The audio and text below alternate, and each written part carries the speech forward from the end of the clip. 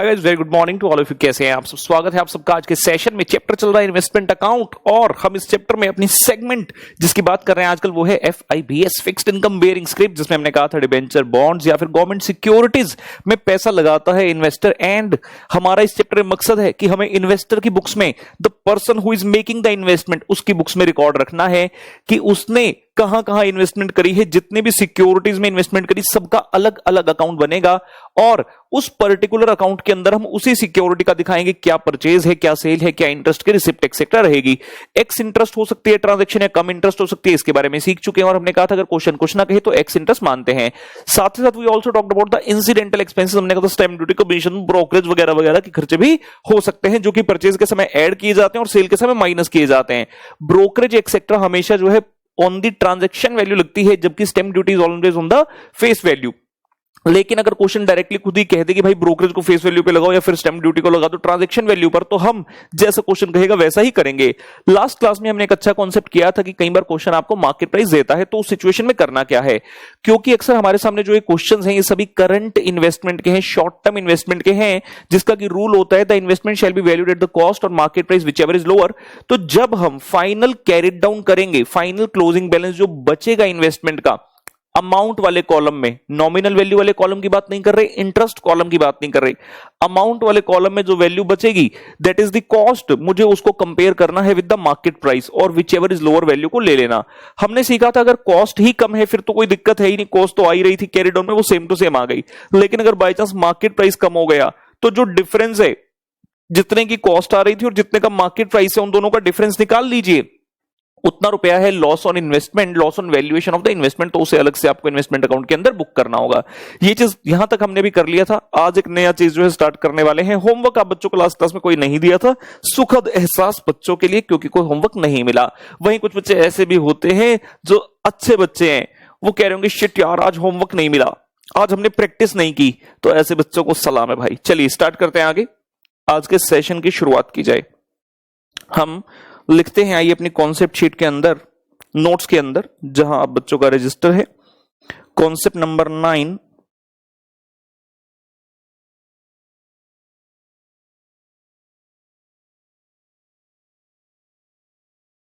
Concept number 9 FIBS लिखेंगे, FIBS hyphen interest dates and investors books closing date and investors books closing date not coinciding लिखेंगे जी। FIBS और सामने interest dates and books closing dates not coinciding.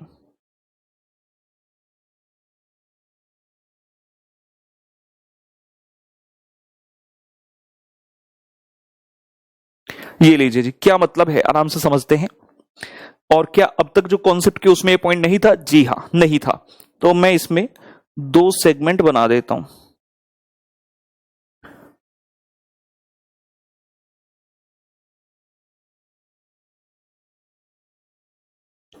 आराम से समझेंगे, अच्छा concept है। क्वेश्चंस टिल नाउ और on the other side questions of this concept. Questions till now, अब तक जो क्वेश्चन किए ना उसमें ये दोनों डेट्स मैच कर जाती थी। लिखते हैं interest dates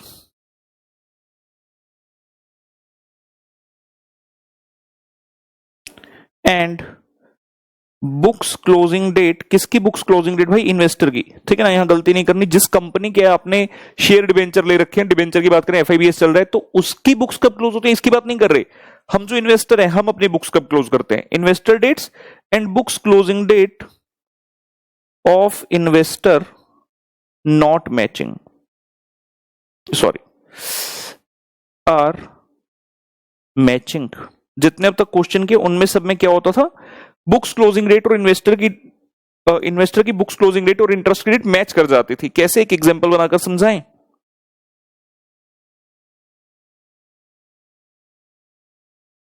example, company pays interest on 30 June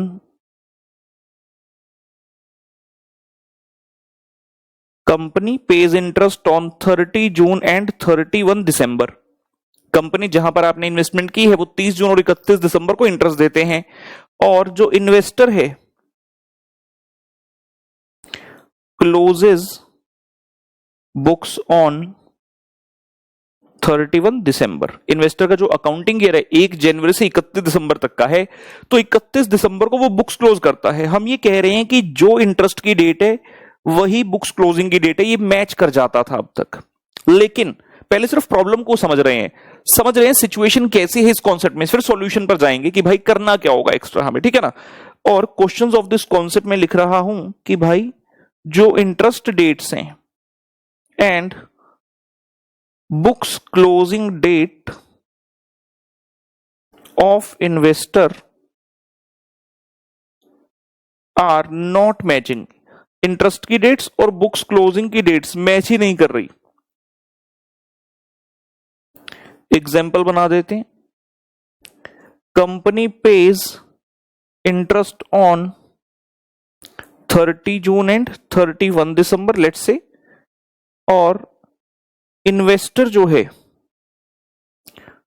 closes his books on 31 March. लिखने का समय दूंगा, सिर्फ देख लीजिए एक बार। कंपनी इंटरेस्ट देती है 30 जून और 31 दिसंबर को, लेकिन इन्वेस्टर जो बुक्स क्लोज कर रहा है वो डेट है 31 मार्च। मतलब इन्वेस्टर फाइनेंशियल ईयर फॉलो करता है 1 अप्रैल से लेकर 31 मार्च तक का। अब ये आ गई दिक्कत कि भाई डेट्स मैच नहीं हो रही। दिक्कत क्या आएगी वो अभी आपको बताऊंगा, पहले आप यहां तक आराम से नोट कर लें।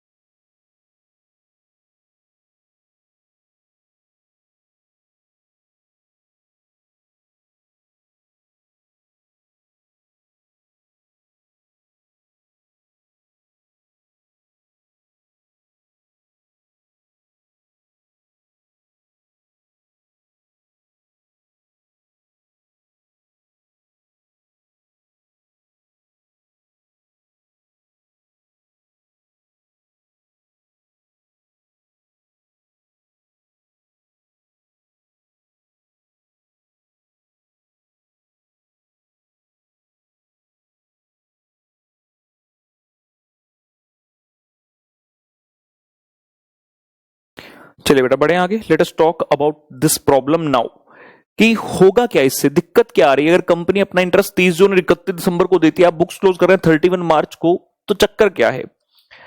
आपने एक मैचिंग कॉन्सेप्ट पढ़ा होगा जी कभी ना कभी, या सुना होगा मैचिंग कॉन्सेप्ट। उसके अकॉर्डिंग जो भी फाइनेंशियल ईयर आप फॉलो करते हैं, जो भी अकाउंटिंग ईयर आप फॉलो करते हैं, whether it is a financial year, calendar year etcetera, उस ईयर से संबंधित सारी इनकम आपको उसी ईयर में डालनी पड़ती है। क्या कहा मैंने, मैचिंग कॉन्सेप्ट के अकॉर्डिंगली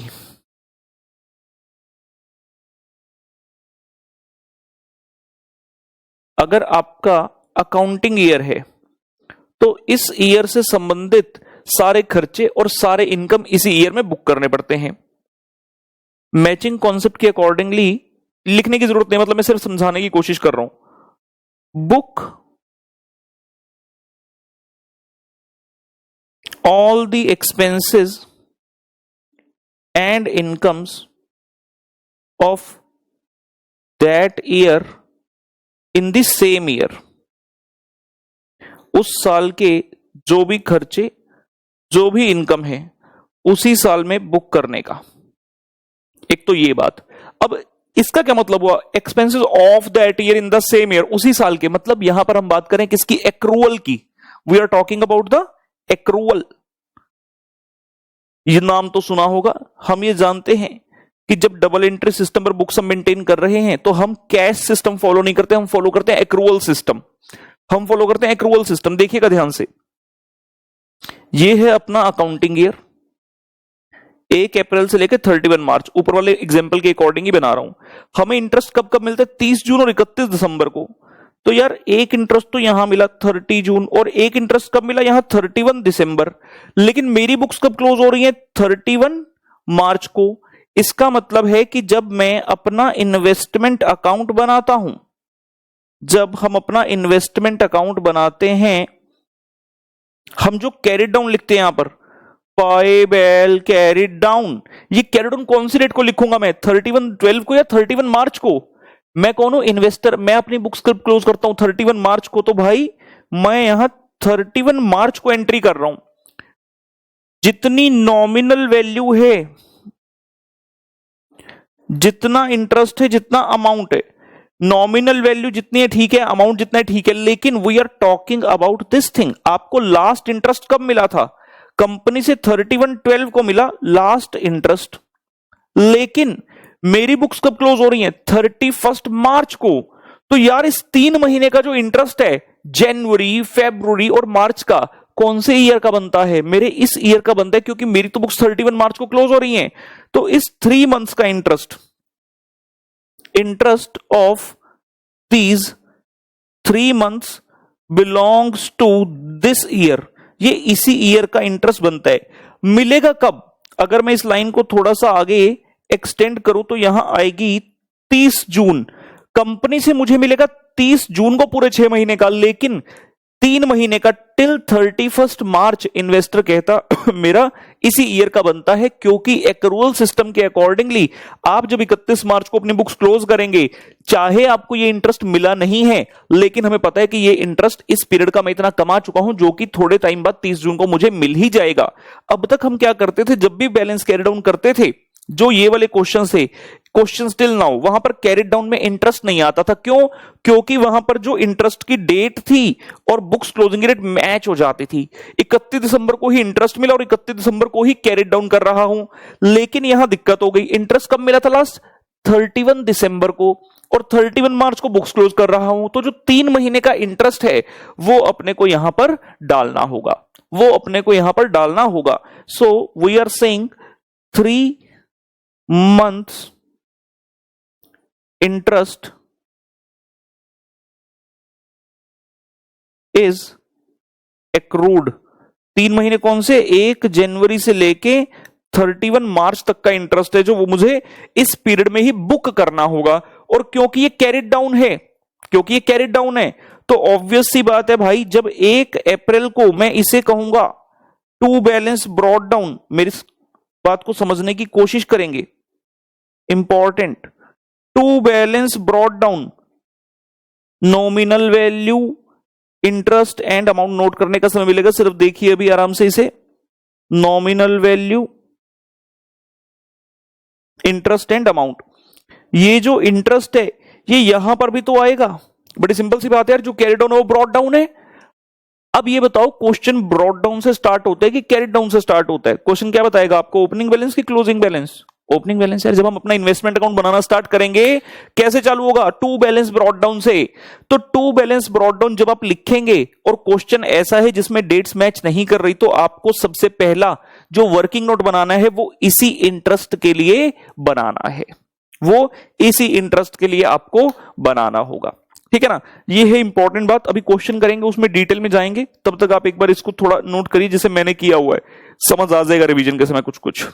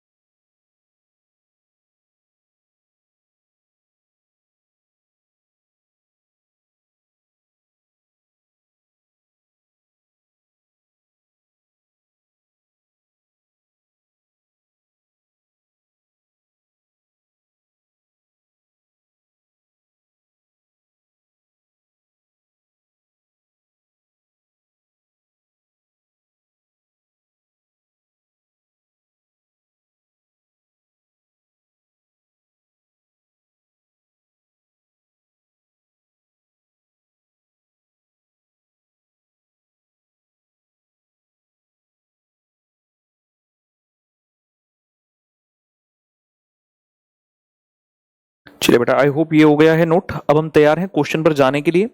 मेरे साथ आ जाएंगे प्रश्न नंबर 6 पर। क्लास पजल ओपन करेंगे, प्रश्न नंबर 6 पर आ जाएंगे जी। और ये क्वेश्चन है गए आरटीपी मई 2016 ਦਾ। आरटीपी मई 2016 ਵਿੱਚ ਇਹੀ क्वेश्चन पाया गया ਸੀ। Let us read the question. Following information is presented by Mr Z, मतलब मिस्टर जेड कौन हो गया जी? Investor, relating to his holding in 9% central government bonds. ठीक है, तो पैसा कहां लगा रखा? 9% सेंट्रल गवर्नमेंट बॉन्ड में। क्या हो गया जी? स्क्रिप्ट। क्वेश्चन कहता ओपनिंग बैलेंस फेस वैल्यू यानी कि nominal value 1,20,000, cost 1,18,000, face value 1 unit की कितनी है? 100 रुपए। ठीक हो गई बात। 1 मार्च को परचेज किए 200 यूनिट, एक्स इंटरेस्ट 90। ठीक है। 1 जुलाई को सेल किए 500 unit, ex interest out of original holding at ₹100। ये इतना फोकस क्यों कर रहा है original holding?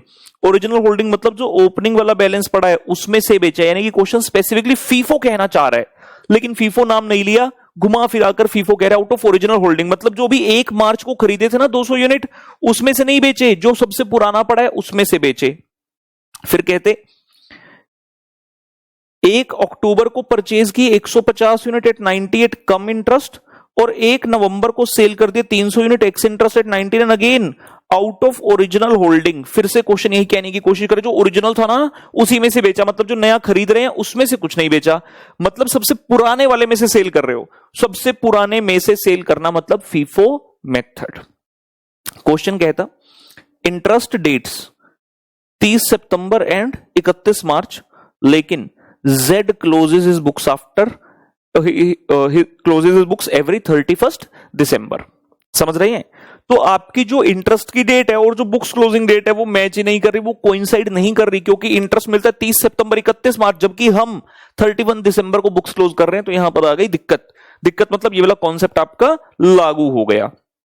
Show the investment account as it would appear in his books, mister Z follows FIFO method. और क्वेश्चन से रहा नहीं गया, अंत में आकर बोल ही दिया Z follow FIFO method. Question ना भी कहता तो मोहताज नहीं थे क्वेश्चन के, हमने पढ़कर खुद से पहचान लिया था। दोस्तों आ जाइए, शुरुआत करेंगे इस उत्तर की। उत्तर नंबर से नंबर लिखिए जी, आंसर नंबर 6।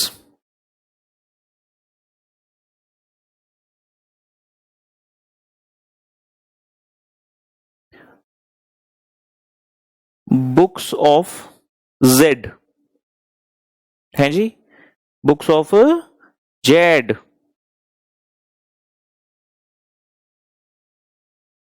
का करत व इन्वेस्टमेंट अकाउंट वा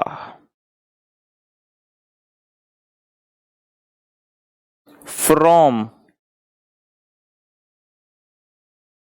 कब से कब तक? 31 दिसंबर को क्लोज करते हैं तो हम 1 जनवरी 2012 से 31 दिसंबर 12 तक बनाएंगे। और किस चीज का है ये? सॉरी, किस चीज का है ये अकाउंट? स्क्रिप्ट क्या है? 9% सेंट्रल गवर्नमेंट बॉन्ड्स हैं। लिख लेंगे script 9% central government bonds. 9% central government bonds. Format ready करते हैं बेटा, आइए। Columns, date, particulars, nominal value, interest and amount. Date, particulars, nominal value, interest and amount. बना लीजिए जी फॉर्मेट। उसके बाद स्टार्ट करते हैं।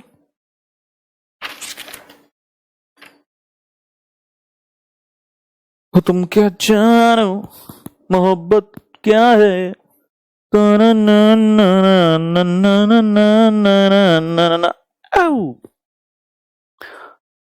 चलिए जी स्टार्ट करते हैं। ईयर है हमारा कौन सा? Calendar year. क्वेश्चन ने बोला इन्वेस्टर जो मिस्टर जेड है वो अपनी बुक्स क्लोज करते हैं 31 दिसंबर को हर साल। तो जो ओपनिंग बैलेंस है वो कौन सी तारीख पर आ रहा है? 1 जनवरी 12। 1 जनवरी 2012 को हम लिख रहे हैं to balance brought down.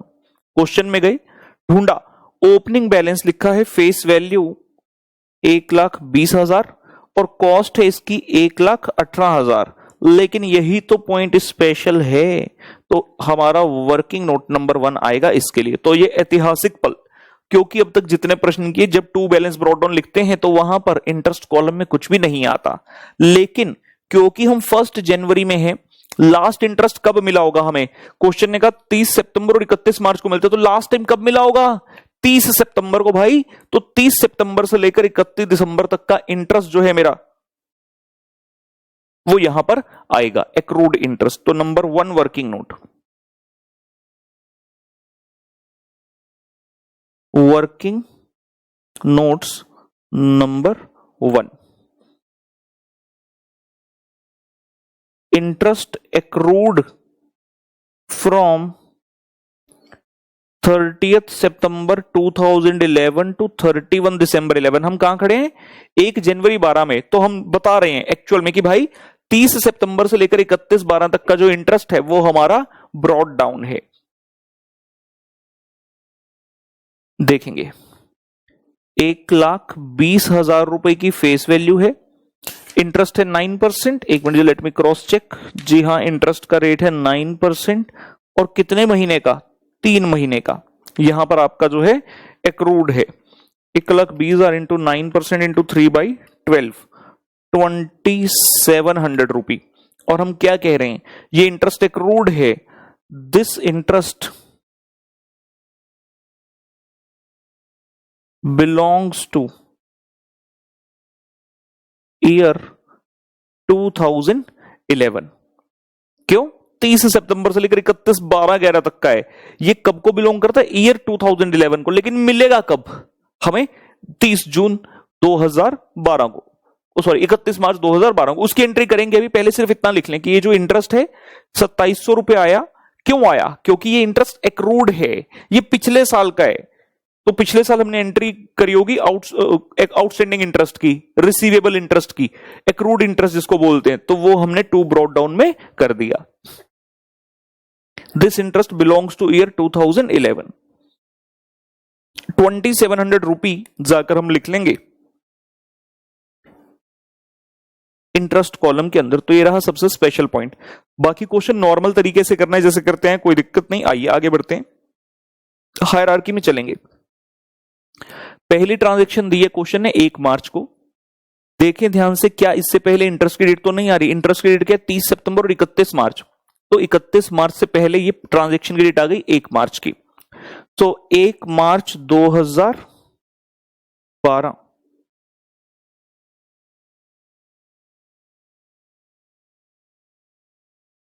To bank purchase. Question कहता है 200 यूनिट खरीदे। 200 यूनिट का मतलब कितनी फेस वैल्यू होगी? 20,000, क्योंकि क्वेश्चन ने बोला 1 यूनिट का फेस वैल्यू 100 रुपए है। Purchased 200 units, x interested 98। तो वर्किंग नोट नंबर 2 और working note number 3, 2 working note number से इंटरेस्ट निकाल लेंगे, 3 वर्किंग नोट से अमाउंट निकाल लेंगे। ये आ गया जी वर्किंग नोट 2। 1 मार्च को मैंने खरीदा। बच्चे यहां पर कंफ्यूज हो जाते हैं, कहते हैं 31/12 तक का तो इंटरेस्ट आएगा, सिर्फ जनवरी फरवरी 2 महीने का आएगा। और रुक जाओ यार, ऐसे नहीं करना। बड़ा सिंपल से एक गोल्डन रूल आपको दिया था कि जो भी ट्रांजैक्शन में आप इंटरेस्ट निकालेंगे वो कितने समय का निकलता है? From the last date of interest till the date of transaction. Last date of interest क्या था? कब मिला था इंटरेस्ट? 30 सितंबर को, से लेकर date of transaction 1 March. Simple. जब मैंने जिस पार्टी से परचेज किया यार 1 मार्च को, मैं तो उसे 5 महीने का इंटरेस्ट दूंगा ना, क्योंकि 31 मार्च को पूरे 6 महीने का मुझे मिलने वाला है। तो 1 मार्च को उस पार्टी को मैं पूरे 5 महीने का दूंगा। जो इंटरेस्ट एक्रूड वाला हमने बात किया, उसके कारण ट्रांजैक्शन के इंटरेस्ट पर फर्क नहीं पड़ेगा। ये एग्जाम में नहीं लिखकर आने की जरूरत, मैं आपकी अंडरस्टैंडिंग के लिए लिख रहा हूं। Interest from 30th September 11 to 1st March 12। और ये क्यों आया? मैंने रूल क्या दिया हुआ है आपको? Last date of interest 30 September 11 क्या है? लास्ट डेट ऑफ इंटरेस्ट से लेकर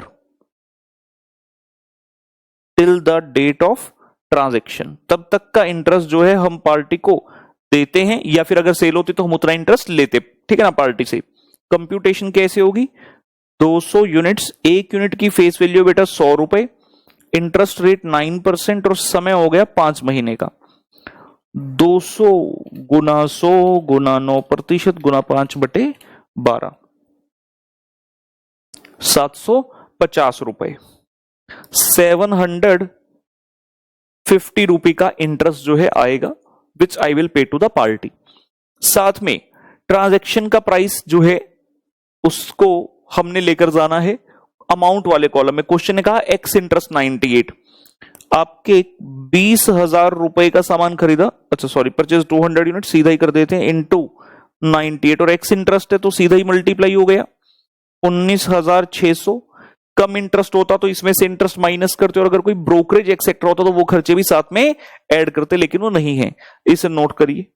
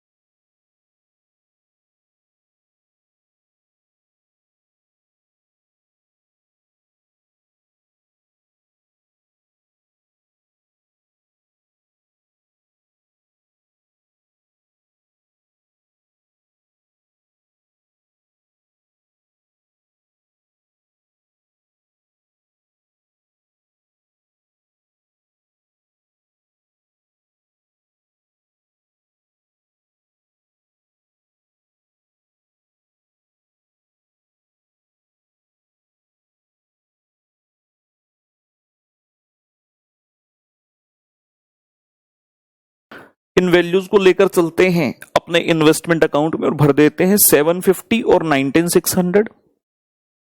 750 बेटा इंटरेस्ट कॉलम में और 19,600 आ गया अमाउंट कॉलम में।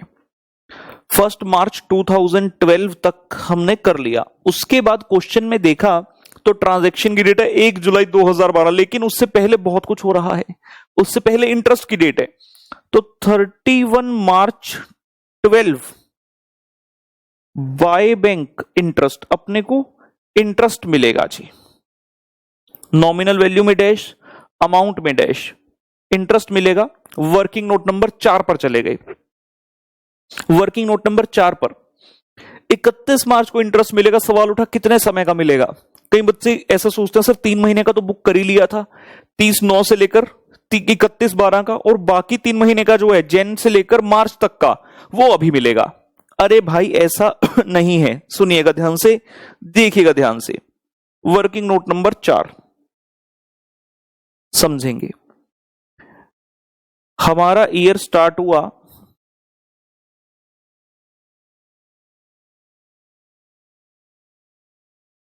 1 जनवरी से 31/12, और ये आई इंटरेस्ट की डेट 31 मार्च। लास्ट इंटरेस्ट कब मिला था? 30 सितंबर को। ध्यान से देखना मैं वर्डिंग क्या लिख रहा हूं। रिसिप्ट ऑफ इंटरेस्ट 30 सितंबर को होता है और रिसिप्ट ऑफ इंटरेस्ट 31 मार्च को होता है। इतनी बात समझ सकते हैं? कंपनी दो बार देती है इंटरेस्ट, 30 नौ और 31 मार्च को। इतनी बात समझ में आ गई। लेकिन हमारा ईयर यहां से यहां तक चलता है। ये है अपना अकाउंटिंग ईयर। अपना अकाउंटिंग ईयर तो ये 1 जनवरी से 31/12। ये जो 3 महीने का इंटरेस्ट है 30/9 से लेकर 1 जनवरी का, मैं इसके साथ एक बार ईयर भी लिख दूं, 1/1/12 से लेकर 31/12/12, तो ये पिछला साल चल रहा है। ये 30/9 कौन सी है? ये 11 है। ये 31 मार्च 12, तो 30/9/11 से लेकर 1 जनवरी 12, ये पीरियड जो है इसका interest, this interest belongs to year 2011। ये तो 2011 का बनता है, तो हमने इसको पिछले साल में बुक किया। So booked in previous year, booked in year 2011। सवाल ये उठता है, सर बुक्ड का मतलब क्या है? बुक्ड का मतलब है बेटा for P and L purpose, क्योंकि ये इनकम आपकी पिछले साल की है। आज जाकर थोड़ा सा दिमाग और खुलेगा इन कॉन्सेप्ट्स का, जो कि काफी पहले सीखे थे कि भाई इनकम का आना एक चीज और इनकम को अर्न करना एक चीज।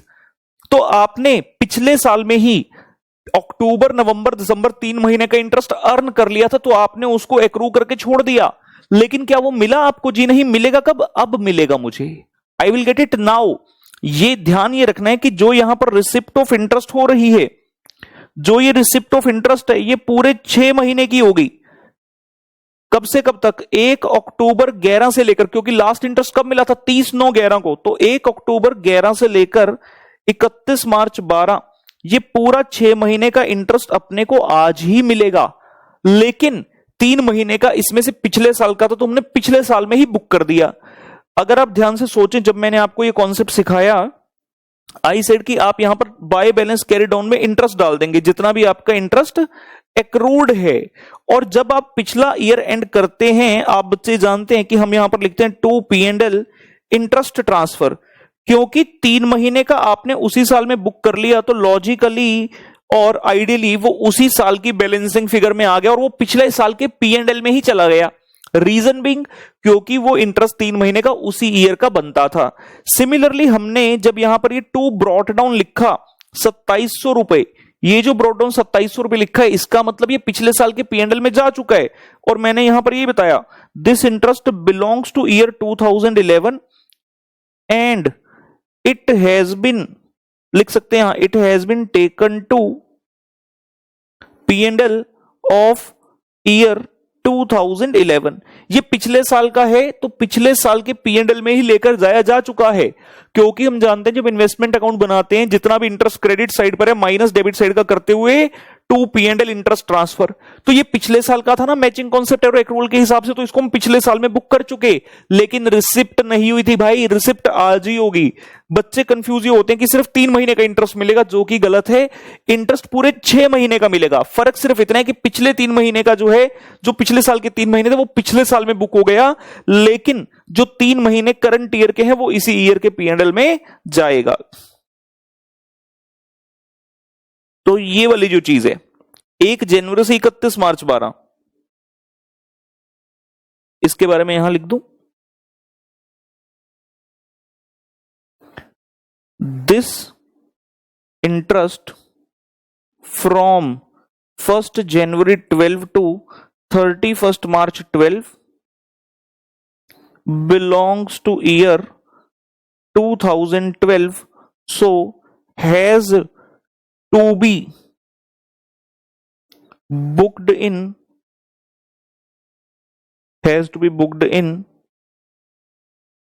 year 2012।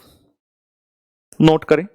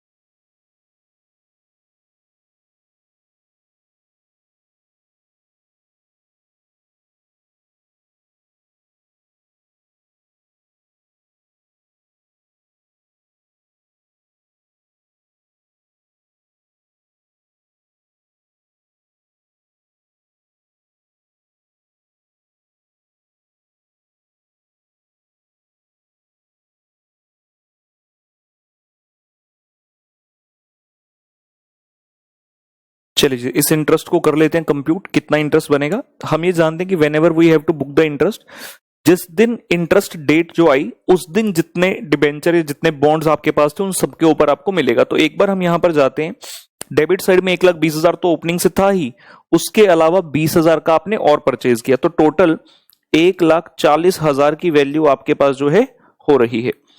टोटल 1,40,000 की फेस वैल्यू। तो हम कहेंगे भाई 1,40,000 इंटू 9% इंटू 6/12। और ये 1,40,000 कैसे आया? 1,20,000 ब्रॉड डाउन था और 20,000 वाला हमने परचेज किया था। 1,40,000 इंटू 9% इंटू 6/12, 6,300 रुपी का बेटा इंटरेस्ट जो है आपको रिसीव होगा। 6,300 रुपी का इंटरेस्ट अपने को रिसीव होगा।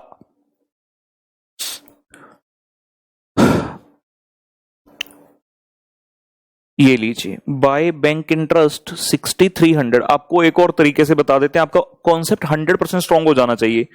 अगर आप देख रहे हैं हमने ब्रॉड डाउन में 2,700 लिखा और बाय इंटरेस्ट में 6,300 लिखा, जो ये 20,000 है इसके बारे में दिक्कत नहीं है, इसका तो एक बार मैंने परचेज कर लिया तो इसका तो 6 महीने का मुझे ही मिलना है। हम बात कर रहे हैं इसकी 1,20,000 वाले की। ध्यान से सुनिएगा, अगर मैं इसकी बाइफर्केशन करूं एक बार, ये फिर से सिर्फ अंडरस्टैंडिंग का पार्ट आ रहा है। हमने लिखा था टू बैलेंस ब्रॉड डाउन 1,20,000, 2,700 और 1,18,000, और फिर यहां पर आया टू बैंक परचेज 2,750 और 19,600।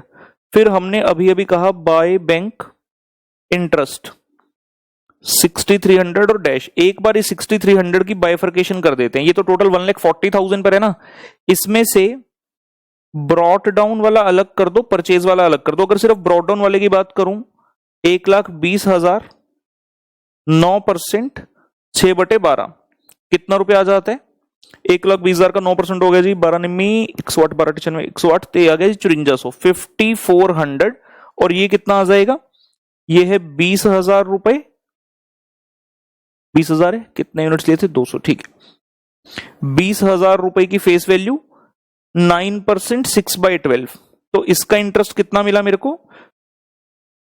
900 रुपी। जो ये परचेज वाला, इसकी बात तो अपने को कोई टेंशन नहीं है। जो ये वाला 5,400 है, क्योंकि हम इसी के बारे में कह रहे हैं कि ये तो पिछले साल भी था आपके पास, तो 3 महीने का तो पिछले साल में बुक हो गया। अगर अभी आप देखें, मैंने क्रेडिट साइड पर लिखा 5,400। कुछ बच्चों के मन में आ सकता है यार, जब हमने क्रेडिट साइड पर 5,400 लिखा तो डेबिट साइड में बैलेंसिंग फिगर जब निकालेंगे तो ये 5,400 टोटल हुआ है क्रेडिट साइड पर, और ये तो पूरे 6 महीने का है। जबकि सर ये कह रहे थे कि सिर्फ 3 महीने का इस ईयर में जाएगा, 1 जनवरी से 31 मार्च का। तो अगर आप देखें, ऑलरेडी डेबिट पड़ा है 2,700 और आपने क्रेडिट किया 5,400, तो भाई यहां से क्या समझ में आया? नेट क्रेडिट कितना है? 2,700, जो कि बनता है सिर्फ 3 महीने का इंटरेस्ट। तो यहां से फिर से हमें ये चीज सीखने को मिलती है कि 3 महीने का इंटरेस्ट पहले बुक हो गया था और बाकी 3 महीने का ही मेरे करंट ईयर के P&L में जाएगा। क्योंकि जब आप यहां पर 2 P&L इंटरेस्ट ट्रांसफर की वैल्यू निकालेंगे तो क्रेडिट साइड से तो 5,400 टोटल हुआ, लेकिन डेबिट साइड से 2,700 माइनस हो गया, तो सिर्फ नेट 2,700 3 महीने का इंटरेस्ट ही मेरे इस ईयर में आएगा। ठीक है ना? जिन बच्चों को और क्लैरिटी चाहिए थी मैंने उनके लिए ये बता दिया, जिन बच्चों को पहले समझ आ गया था छोड़ दें, भूल जाएं कि सर ने ऐसा कुछ बताया भी है। ठीक है ना? और इसे नोट करने की आवश्यकता नहीं है, ये सिर्फ आपको समझाने के लिए था। अब हम अपने प्रश्न में आगे बढ़ते हैं। तो 31 मार्च को इंटरेस्ट मिला, ये पूरी चीज हमने खत्म करी। उसके बाद क्वेश्चन में गए, देखा तो ट्रांजैक्शन है 1 जुलाई 2012 को किस चीज की? सेल की। आ जाइए, 1 जुलाई 2012 बाय बैंक सेल। क्वेश्चन कहता 500 यूनिट सेल किए। 500 यूनिट सेल करने का मतलब फेस वैल्यू बेटा 50,000, 1 यूनिट होता है 100 रुपए का, और एक्स इंटरेस्ट बेचा एट 100 रुपी। लेकिन हमें कंप्यूटेशन करनी होगी इंटरेस्ट की और अमाउंट कॉलम की। तो वर्किंग नोट नंबर 5 और working note number 6। Working note number 5 पर आ गए।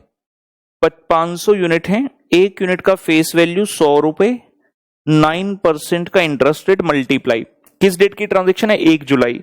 लास्ट इंटरेस्ट कब मिला? 31 मार्च को। उसके बाद मंथ्स काउंट करो जी, अप्रैल, मई, जून, जुलाई। जुलाई की तो फर्स्ट डेट है तो जुलाई काउंट नहीं होगा। अप्रैल, मई, जून, 3 महीने का इंटरेस्ट।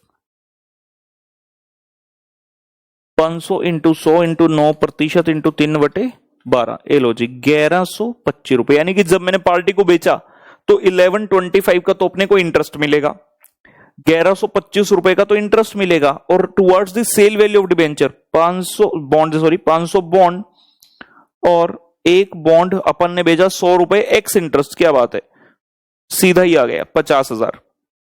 अगर कम इंटरेस्ट होता तो हम उसमें से 1125 माइनस करते, लेकिन ऐसा नहीं हुआ। ये दोनों वैल्यूज हमने निकाल ली, इनको जाकर इन्वेस्टमेंट अकाउंट के अंदर डालेंगे। 1125 इंटरेस्ट में, 1125 इंटरेस्ट में, और 50,000 रुपए अमाउंट में। सेल हो गई 1 जुलाई को। लेकिन हम ये भी जानते हैं whenever there is a sale of investment we have to find out the profit और लॉस ऑन सेल आल्सो। तो 7th वर्किंग नोट बनाएंगे to find out the profit और loss on sale. Working note number 7 for profit और loss on sale. Profit और loss के लिए हमें क्या चाहिए? कॉस्ट ऑफ इन्वेस्टमेंट सोल्ड, जितनी इन्वेस्टमेंट सेल की उसकी कॉस्ट चाहिए और सेल वैल्यू चाहिए। सबसे पहले बात करते हैं, आइए कॉस्ट ऑफ इन्वेस्टमेंट की। जितनी बेची आपने, कॉस्ट ऑफ इन्वेस्टमेंट सोल्ड हम निकाल रहे हैं। क्वेश्चन ने कहा आउट ऑफ ओरिजिनल होल्डिंग, जो सबसे पुराना था उसमें से बेचा। सबसे पुराने वाले में गए, आपके पास कितने रुपए की फेस वैल्यू पड़ी थी? 1,20,000 की, तो उसमें से 50,000 बेच दिया। अभी भी ब्रॉड डाउन में 70,000 वाला पड़ा है, मतलब ओपनिंग बैलेंस बहुत है 1,20,000, उसमें से 50,000 की इन्वेस्टमेंट बेच दिया, उसके बाद भी 70,000 की इन्वेस्टमेंट शेष है। तो वहां से हम कॉस्ट निकाल लेते हैं जी। यूनिटरी मेथड, 1,18,000 रुपए की कॉस्ट है total if the face value is 1,20,000, और आपने बेची है investment of the face value 50,000। तो यूनिटरी मेथड लगाकर ये चीज हमने निकाल ली, 49,167। ये आ गया जी कॉस्ट ऑफ इन्वेस्टमेंट सोल्ड। जो इन्वेस्टमेंट बेची 50,000 की फेस वैल्यू की, उसकी कॉस्ट है 49,167, और इसकी सेल वैल्यू, और इसकी सेल वैल्यू है 50,000 रुपए। तो क्लियरली दिख रहा है कॉस्ट कम है, सेल वैल्यू ज्यादा है, means there is a profit on sale. कितना आ जाएगा जी? 833। तो ये हमने इसका प्रॉफिट का अमाउंट कंप्यूट कर लिया। नोट कर लें।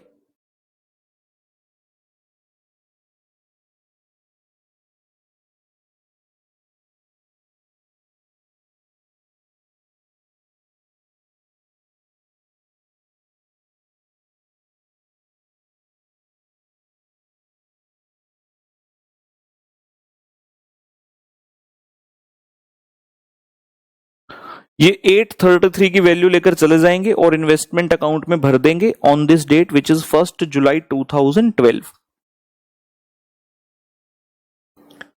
To P&L profit on sale 833। To P&L profit on sale 833। 1 जुलाई 2012 की ट्रांजैक्शन कंप्लीट हुई। उसके आगे क्वेश्चन गया था जी 1 अक्टूबर को आपने फिर से परचेज किया, लेकिन ठहरो 1 अक्टूबर से पहले तो इंटरेस्ट की डेट आ गई 30 सितंबर। तो 30 सितंबर 2012 अपन बोलेगा bye bank interest, bye bank interest हो गया जी। यहां कुछ नहीं, यहां कुछ नहीं, और यहां आएगी वैल्यू। वर्किंग नोट नंबर उसके लिए बना देंगे 8। इंटरेस्ट कितना आएगा? ध्यान रखें, इंटरेस्ट आता है उतनी इन्वेस्टमेंट पर जो कि आपके पास 30 सितंबर को है। अगर आप डेबिट में देखें, 1,20,000 की फेस वैल्यू ओपनिंग में थी, 20,000 की खरीदी, 1,40,000, लेकिन आपने 50,000 की फेस वैल्यू बेच दी है, तो आपके पास शेष है 90,000 की फेस वैल्यू जिस पर आपको इंटरेस्ट मिलेगा। So working note number 8, 90,000। ये कैसे आया 90,000? 1,20,000 ओपनिंग में था, फिर 20,000 फेस वैल्यू की इन्वेस्टमेंट खरीदी, फिर 50,000 की फेस वैल्यू बेच दी, तो 90,000, 9% और 6/12, 4050 ये इंटरेस्ट बेटा मिलेगा। 30 सितंबर को 4050 का इंटरेस्ट रिसीव होगा जेड को from this 9% central government bonds.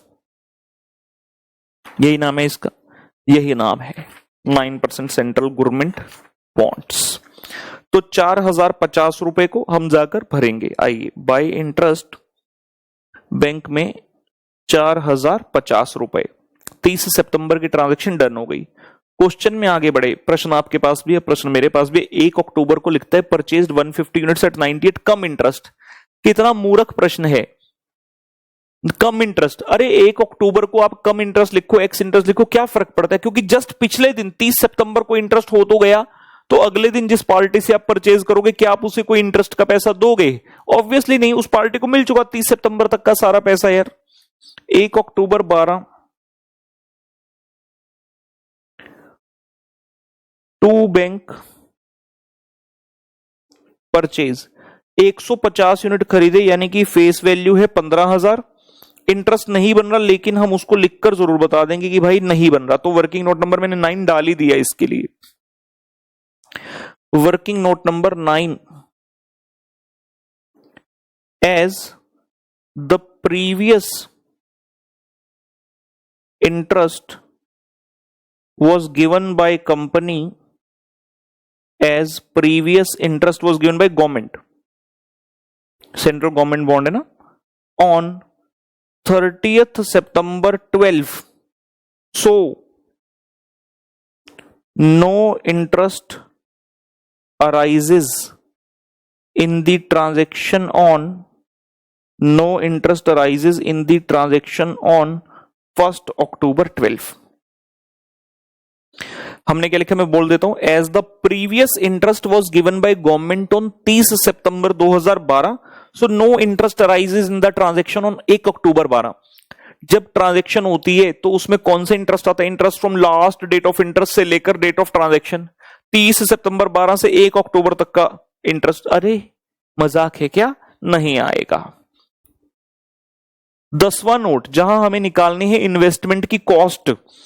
Question लिखा परचेज्ड 150 यूनिट 98 कम interest, transaction price cum interest 150 unit खरीदे 98 रुपए के,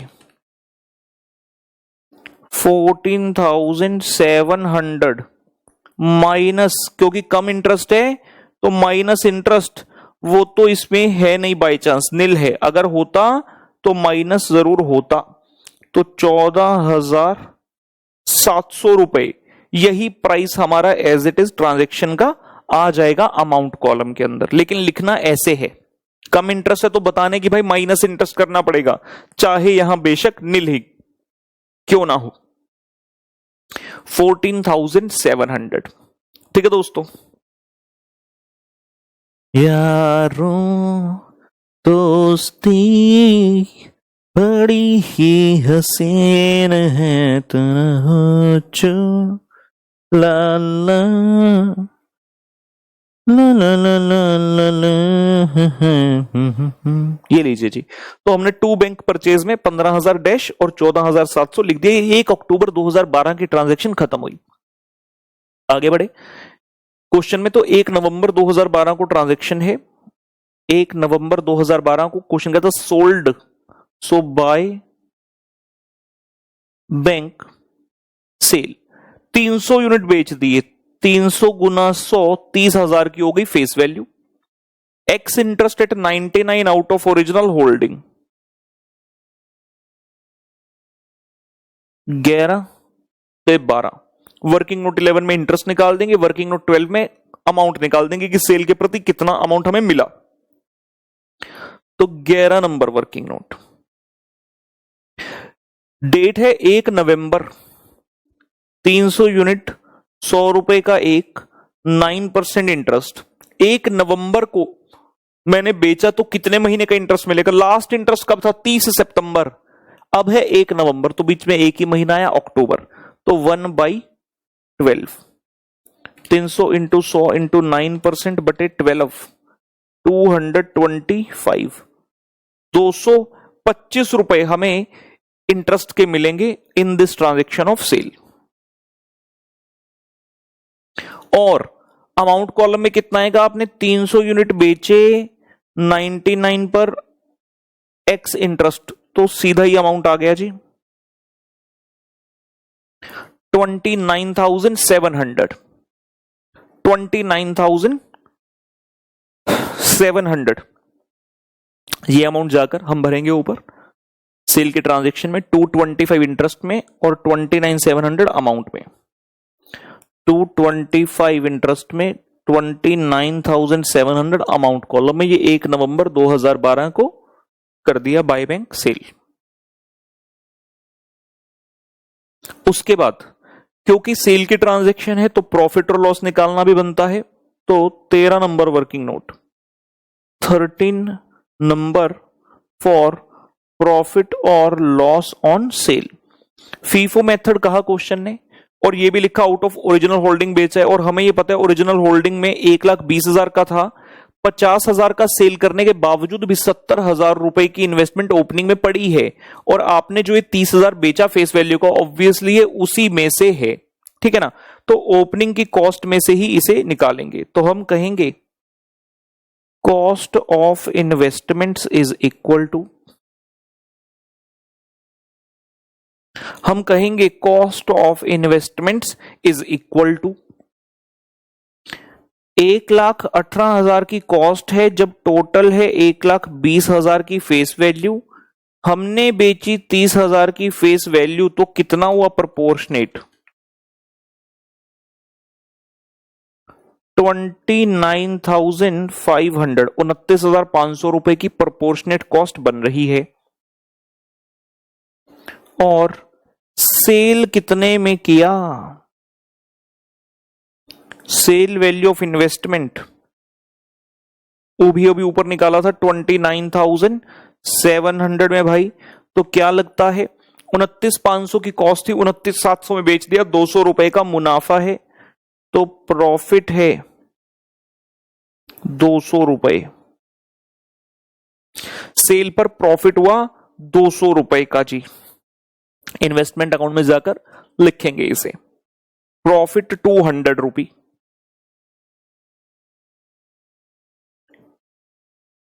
नोट कर लीजिए जल्दी से।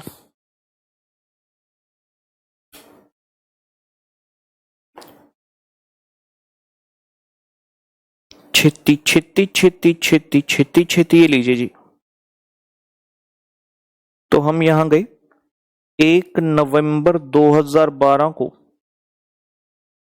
To P&L profit on cell 200 रुपए। तो हर वर्किंग नोट नंबर 13 बा, वर्किंग नोट नंबर 13 में डाल दिया 200 रुपए, to P&L profit on sale. Done हुआ, सेल की ट्रांजैक्शन भी कंप्लीट हुई। हम अब आ गए अंतिम डेट पर, और लिखा था Z closes books after every 31 December. तो हम 31 दिसंबर 12 को पहुंच गए बाय बैलेंस कैरिड डाउन करेंगे। By balance carried down, carried down का रूल हमें मालूम है, टोटलिंग की जाती है और कुछ बैलेंसिंग फिगर्स आती हैं। जरा ध्यान से देखें, जब क्वेश्चन में interest date is not coinciding with the books closing date, तो हमें ये श्योर है कि एक और इंटरेस्ट कैरिड डाउन में आएगा। आपको लास्ट इंटरेस्ट कब मिला? क्वेश्चन के हिसाब से 2 बार मिलता है, 30 सितंबर 31 मार्च। तो लास्ट कब मिला? 30 सितंबर, लेकिन हम कहां 31 दिसंबर। तो यार 3 महीने का इंटरेस्ट तो बन गया ना, उसे तो मैं यहां पर बुक करूंगा, उसे तो हम यहां पर बुक करेंगे, तभी तो वो टू ब्रॉड डाउन में जाएगा। तो पहले कैरी डाउन करना होगा। हम यहां पर जब इंटरेस्ट निकालते हैं तो क्या करना होगा? जितनी इन्वेस्टमेंट आपके पास है 31 दिसंबर को, उसी के ऊपर तो इंटरेस्ट निकालेंगे आप। तो हम क्या करते हैं, इस कैरी डाउन का फेस वैल्यू निकाल लेते हैं पहले। नॉमिनल वैल्यू ये वाली चीज सबसे पहले निकाल लेते हैं। इतनी कैरिड डाउन में नॉमिनल वैल्यू मतलब इतने रुपए के ऊपर ही तो इंटरेस्ट बुक करूंगा 31 दिसंबर को। सो हम डेबिट साइड में गए, एक 20 और 15 टोटल हो गया 20 40 ते 15 1,55,000 ਤੇ ਆਪਾਂ ਇੱਥੇ ਵੀ ਲਿਖ ਲਿਆ 1,55,000 ਤੇ ਇਸ ਵਿੱਚੋਂ ਆਪਾਂ ਮਾਈਨਸ ਕਰਤਾ 80,000, ਇਹ आ गया जी 75,000। 75,000 अमाउंट कॉलम का करना है, उसका भी टोटल कर लेते हैं साथ साथ। 1,18,000, 19,600, 833, 14,700 और 200, 15,3333।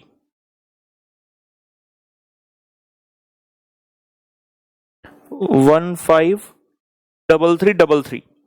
तो नॉमिनल वैल्यू और कॉस्ट दोनों कर ली और यहां पे बैलेंसिंग फिगर निकाल देते हैं जी, -50,000 और -29,700, ये आ रहा है 73,633। लेकिन अभी हमें वर्किंग नोट बनाना है, इंटरेस्ट का अमाउंट निकालना है वर्किंग नोट 14 से, जिसमें कितने रुपए का कैरी डाउन है फेस वैल्यू अपने पास 75,000। तो इतने रुपए की फेस वैल्यू के ऊपर हम इंटरेस्ट की कंप्यूटेशन करेंगे ऑन 31 ऑफ दिसंबर, क्योंकि वो इंटरेस्ट 30 सितंबर से लेकर 31/12 का 3 महीने का मेरा इसी पीरियड का बनता है, मैं यहीं पर उसको लिखूंगा। तो वर्किंग नोट नंबर आ गया 14।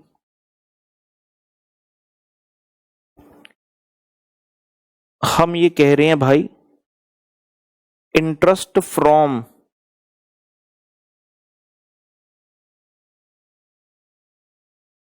1 अक्टूबर 12 से लेकर 31/12/12 because it has accrued in this year, क्योंकि ये हमें इस ईयर में एक्रू हुआ, ड्यू हुआ, तो वो इंटरेस्ट यहीं पर आएगा।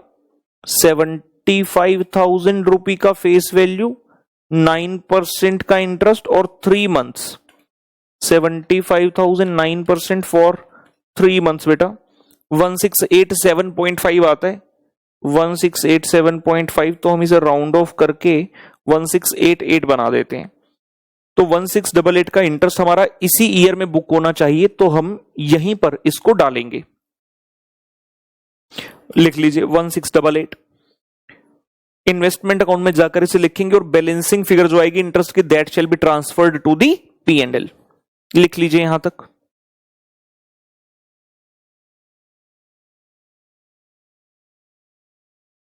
वन 1688 आइए जी ऊपर भरते हैं इसे। 1688 over here, by balance carry down के सामने इंटरेस्ट लिखा और ये स्पेशल पॉइंट है इसलिए इसको हाईलाइट कर दिया। टोटल करते हैं इंटरेस्ट का 6300, 1125, 4050, 225 और 1688। क्रेडिट साइड का टोटल 13388। 13388 डेबिट साइड का टोटल में भी डाल दिया और माइनस कर दिया इसमें से 2700 एंड 750 जो कि डेबिट साइड पर था। सो 31/12/12 को, 31/12/12 को टू P&L इंटरेस्ट ट्रांसफर 9938।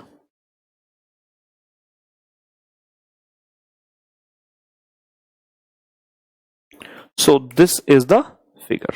चलिए जी, कुछ रह गया तो कंप्लीट करें।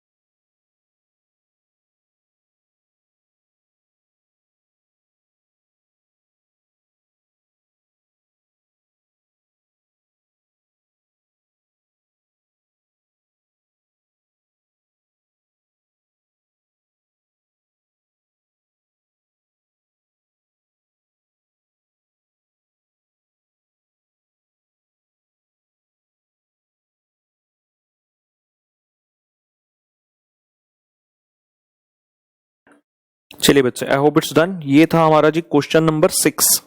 आगे बढ़ते हैं। 6 के बाद मेरे साथ आ जाएंगे क्वेश्चन नंबर 9 पर। Let us all come to question 9। अच्छा प्रश्न एक बार फिर से हमारे सामने। Bonanza Limited held on 1 April 11 rupee 2 lakh 9% government loan bracket में 2013। इसको डेटेड सिक्योरिटी कहते हैं। इनको क्या बोला था? Dated security. वैसे बता दिया, सिक्योरिटी लॉ जब हम पढ़ाते थे किसी समय पे बहुत पहले, तो ये चीज पढ़ाई जाती थी। तरह तरह की गवर्नमेंट सिक्योरिटी होती है। तो ऐसी गवर्नमेंट सिक्योरिटी जिसके ब्रैकेट में ईयर मेंशन होता है, इसका मतलब है कि ये इस समय पर मेच्योर होगी। 2013 में रिडीम किया जाएगा इसे, 9% गवर्नमेंट लोन को। स्टार्टिंग से पढ़ा बोनांजा लिमिटेड हेल्ड। नॉर्मली जैसे ही वर्ड लिमिटेड पढ़ते हैं तो लगता है कि यार इस कंपनी की तो इन्वेस्टमेंट है, मतलब इनके शेयर सिक्योरिटी, लेकिन ऐसे बोनांजा लिमिटेड हेल्ड मतलब इन्वेस्टर है बोनांजा लिमिटेड, उसके पास पड़ा है 1 अप्रैल को अपने को इन्वेस्टमेंट अकाउंट किसकी किताबों में बनाने का? बोनांजा लिमिटेड की। 1 अप्रैल 2011 को कहते हैं इनके पास 2 लाख रुपए का सामान पड़ा था। 2 लाख रुपए, 9% गवर्नमेंट लोन 2013 एट रुपी 1,90,000 और फेस वैल्यू ऑफ लोन क्या है? रुपी 100 इच मान के चल सकते हैं। तो 1,90,000 क्या है? ये कॉस्ट है। और 3 months interest had accrued on above date. Question खुद से बता रहा है कि भाई 3 महीने का इंटरेस्ट एक्रू हो चुका था। जैसे लाइन बोली मतलब इंटरेस्ट की डेट और books closing date of Bonanza Limited are not matching. Question कहता 31 मई 2011 को company purchase the same government loan of face value 80,000, 95 net cum interest. ठीक है, परचेज की ट्रांजेक्शन बता दी 31 मई को। फिर क्या हुआ? 1 जून को मतलब अगले ही दिन रुपी 60,000 face value of loan was sold at rupee 94 x interest, और हमने फिर अगले दिन बेच दिया कुछ इसमें से ex interest. Interest on loan, ये की लाइन आ रही है जी। Interest on loan was paid each on 30 June and 31 December and was credited by the bank on same date. उसकी आवश्यकता नहीं है, कंपनी पे जब करती है वो हो गया। बैंक में चाहे आपके सेम डे आए 2 दिन बाद है, does not matter for us. तो इंटरेस्ट जो है 30 जून और 31 दिसंबर को मिलता है। ये इंटरेस्ट की डेट्स हमारे लिए महत्वपूर्ण है। 31 दिसंबर और 30 जून को मिलता है और हमारे पास हेल्ड ऑन 1 अप्रैल 11 भैया, यानी कि जो ओपनिंग डेट है हमारी वो है 1 अप्रैल। मतलब हम कौन सा ईयर फॉलो करते हैं? फाइनेंशियल 1 अप्रैल से लेकर 31 मार्च, जबकि इंटरेस्ट की डेट है 30 जून और 31 दिसंबर, यानी कि मैच नहीं हो रहा। और एक्रूड इंटरेस्ट का जो पॉइंट सीखा है वो इस क्वेश्चन में भी अट्रैक्ट हो जाता है। आगे 30 नवंबर 2011 को 40,000 face value of the loan was sold at rupee 97 come interest. ठीक है, फिर 1 दिसंबर 11 को कंपनी ने परचेज किया same loan rupee 10,000 face value at par. At par का मतलब होता है जो फेस वैल्यू है उसी पर बाय कर लिया और एक्स इंटरेस्ट रेट है।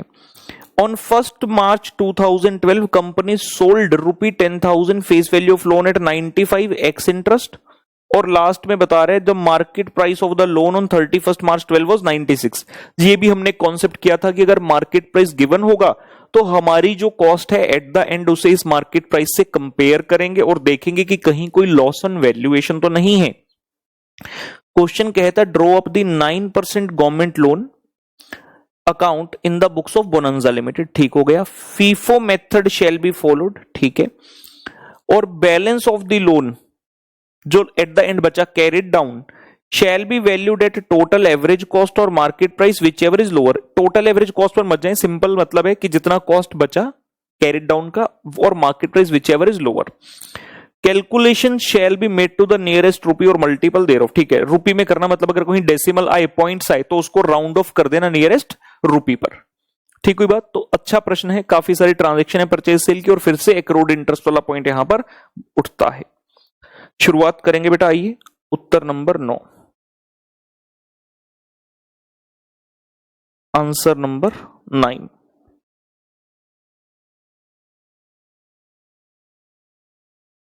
Books of Bonanza limited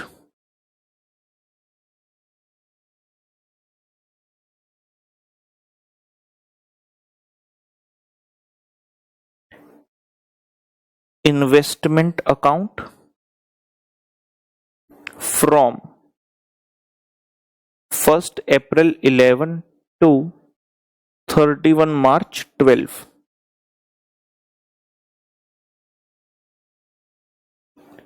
script क्या है जी?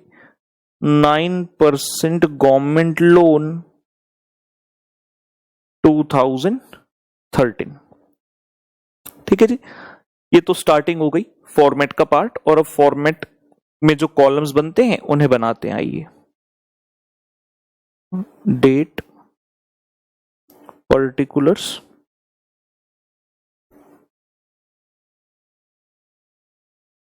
Nominal value, interest and amount. Date, particulars, nominal value बेटा, इंटरेस्ट और अमाउंट। फॉर्मेट रेडी है, यहां तक पहुंचे, उसके बाद आगे बढ़ते हैं।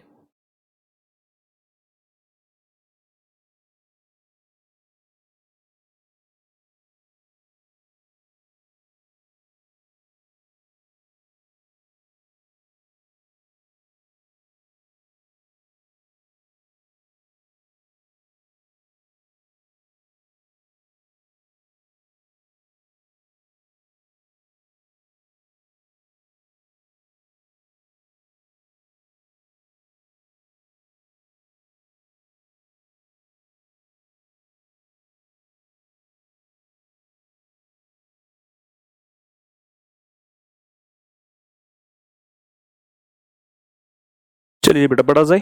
सबसे पहले 1 April 2011 to balance brought down. Question ने कहा ₹2 लाख की फेस वैल्यू पड़ी है, डाल दिया जी 2 लाख। कॉस्ट है इसकी 1,90,000 और स्पेशल पॉइंट आ गया जी इंटरेस्ट का। ठीक है ना, हाईलाइट कर दिया क्योंकि ये महत्वपूर्ण रहेगा। यहां पर हेडिंग डालते हैं वर्किंग नोट्स। सबसे पहला वर्किंग नोट, इंटरेस्ट निकालना है। लास्ट इंटरेस्ट कब मिला था? क्वेश्चन ने कहा इंटरेस्ट की डेट है 30 जून और 31 दिसंबर, तो लास्ट में मिला होगा 31 दिसंबर को। तो बेसिकली इंटरेस्ट जो है 1/1/11 से लेकर 31 मार्च 11 का ये एक्रू हो चुका है ऑलरेडी।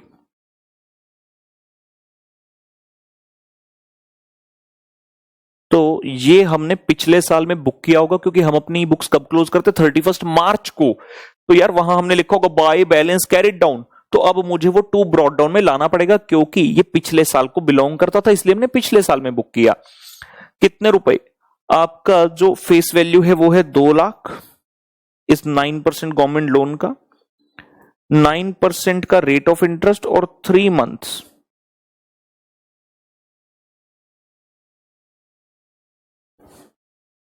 ₹4,500, 4500 रुपए का इंटरेस्ट हम टू बैलेंस ब्रॉड डाउन के सामने लिखेंगे।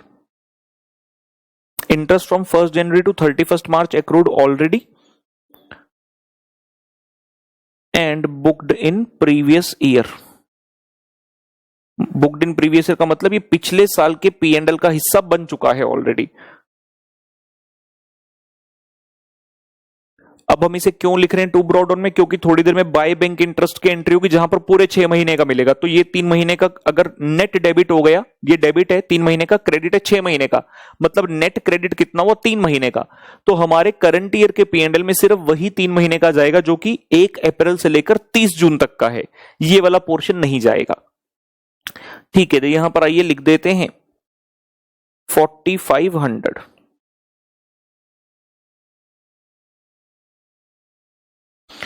1 अप्रैल 11 को हमने इंटरेस्ट डेबिट कर लिया 3 महीने का यहां पर, और जो मैंने कहा थोड़ी देर बाद 30 जून को जब मिलेगा तो 6 महीने का क्रेडिट होगा। इसका मतलब नेट क्रेडिट कितना हुआ? 3 महीने का। तो आपके P&L में 3 महीने का जाएगा इस ईयर के। सेम कॉन्सेप्ट जो पहले थोड़ी देर पहले किया था पिछले प्रश्न में वही है। उसके बाद गए क्वेश्चन में देखते हैं अगली ट्रांजैक्शन कब है। क्वेश्चन लिखते हैं 31 मई को आपने परचेज किया, इंटरेस्ट की डेट कब है? 30 जून, अभी दूर है तो पहले ट्रांजैक्शन हो जाएगी। 31 मई 2011 कंपनी परचेज्ड, तो टू बैंक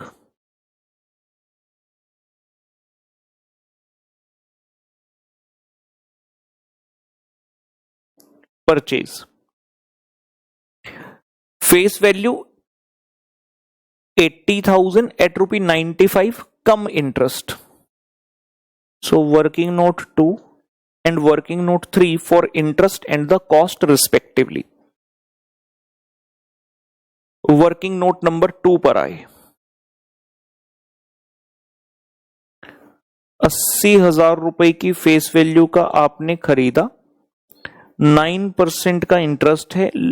लास्ट इंटरेस्ट कब मिला था? 31 दिसंबर को. हम कौन सी डेट में? 31 मई को. तो कितने समय का हो गया? जैन, फेब, मार्च, अप्रैल और मई, 5 महीने. 80,000 इंटू 9% इंटू 5/12,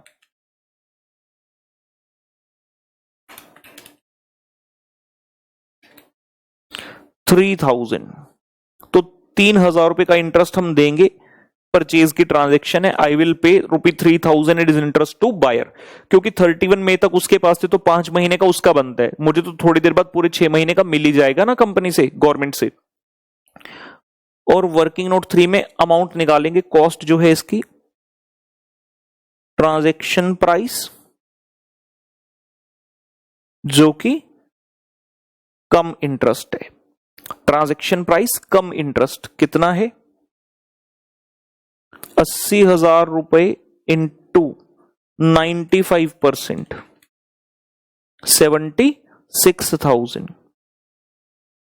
लेकिन क्योंकि आप कम इंटरेस्ट हो तो आप में से हम इंटरेस्ट को भी माइनस करेंगे.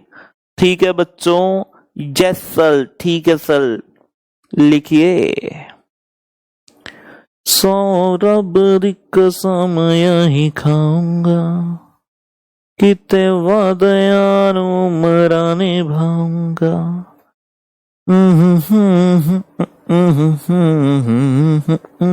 नोट 3,000 रुपए का इंटरेस्ट और 73,000 की कॉस्ट, जिसे हम जाकर इन्वेस्टमेंट अकाउंट में भरेंगे भरेंगे भरेंगे.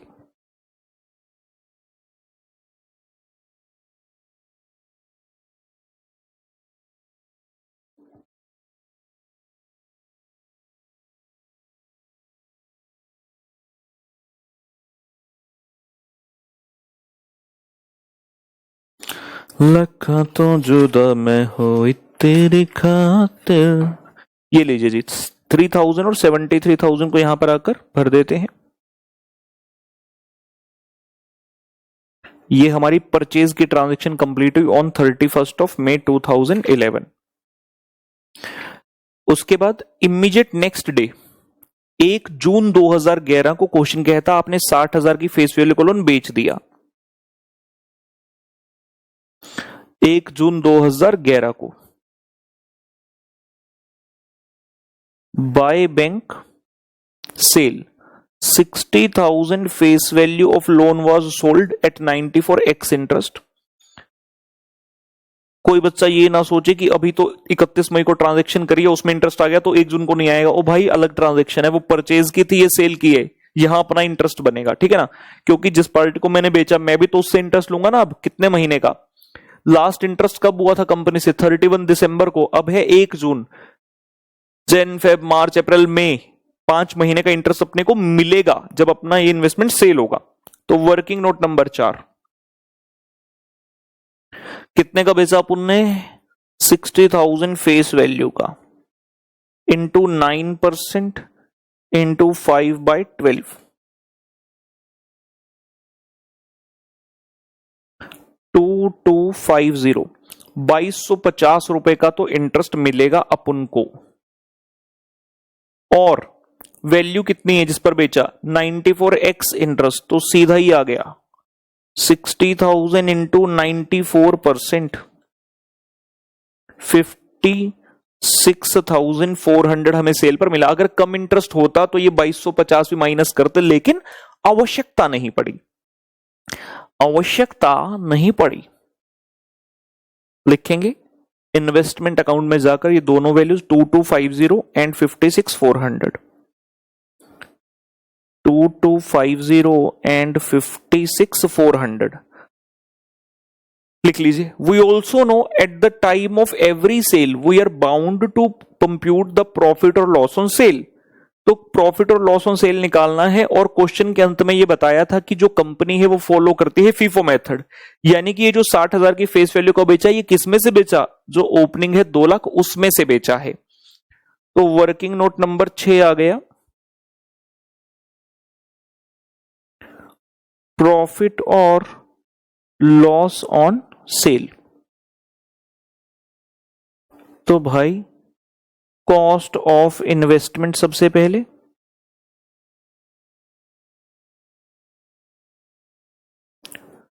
प्रोपोर्शनेट वैल्यू निकाल लेंगे। टोटल कॉस्ट है 1,90,000 जब फेस वैल्यू होती है 2 लाख। तो जब फेस वैल्यू होगी, कितनी फेस वैल्यू का बेचा भाई, 60,000 का, जब फेस वैल्यू होगी 60,000 तो इसकी कॉस्ट कितनी बनेगी, 1,90,000 बटे 2 लाख इंटू 60,000, 57,000 की है कॉस्ट ऑफ इन्वेस्टमेंट जो आपने बेची, और जो इन्वेस्टमेंट बेची उसकी सेल वैल्यू कितनी है, सेल वैल्यू ऑफ इन्वेस्टमेंट है 56,400।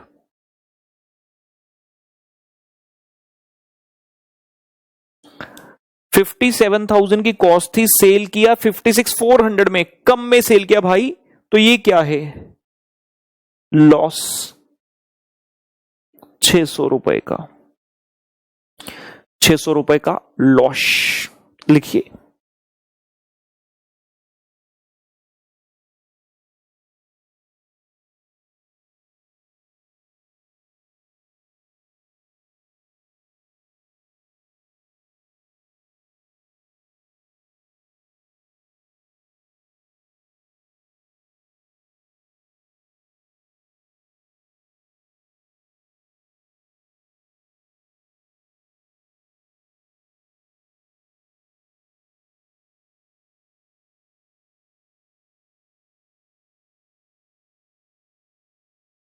ये 600 रुपए जाकर आइए इन्वेस्टमेंट अकाउंट में, लॉस है इस बार तो क्रेडिट साइड पर आएगा।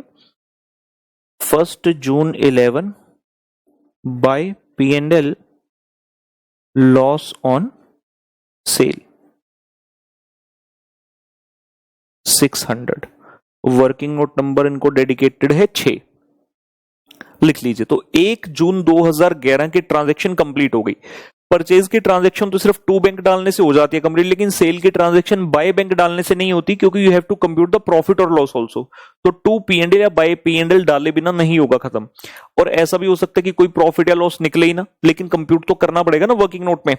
चलिए 1 जून के बाद अगली जो डेट है ट्रांजेक्शन की वो है 30 नवंबर, लेकिन उससे पहले 30 जून को इंटरेस्ट का समय आ रहा है। तो भाई 30 जून को इंटरेस्ट मिलेगा, हम बोलेंगे बाय बैंक इंटरेस्ट। 30 जून को बाय बैंक इंटरेस्ट, एथे कुछ नहीं आना, एथे कुछ नहीं आना, ओनली इंटरेस्ट कॉलम विच आना। वर्किंग नोट नंबर 7, हम जानते हैं कि जिस दिन इंटरेस्ट मिलता है first of all you have to check the holding which is in your hand. Debit में देखा 2 लाख ओपनिंग था, 80,000 परचेज किया, 280 लेकिन 60 का सेल कर चुके, तो नेट अपने पास कितनी फेस वैल्यू है, 2,20,000 की, उसके ऊपर अपने को इंटरेस्ट मिलेगा जी। वर्किंग नोट नंबर 7, 2,20,000 9%, 6/12, और ये 220 कैसे आया, आपके पास 2 लाख ओपनिंग में था, 80,000 की इन्वेस्टमेंट परचेज की, 60,000 की इन्वेस्टमेंट आपने सेल की, तो रह गया 2,20,000, 9% फॉर 6/12, 9,900 रुपी का इंटरेस्ट आपको मिलेगा 30 जून को from the government on this loan.